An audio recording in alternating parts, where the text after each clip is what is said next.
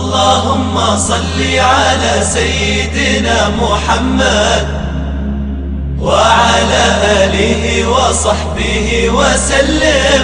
بسم اللہ الرحمن الرحیم.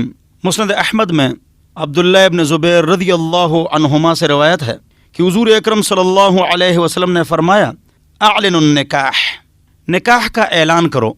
خفیہ نکاح ممنوع ہے. نہا رسول اللہ صلی اللہ علیہ وسلم ان نکاح خفی، چھپ کے نکاح سے حضور اکرم صلی اللہ علیہ وسلم نے منع فرمایا. ترمذی. تو نکاح مسجد میں ہو، وجعلوها فی المساجد، اور چھپ کے نہ ہو بلکہ سب لوگوں کے سامنے مجلس میں نکاح کیا جائے.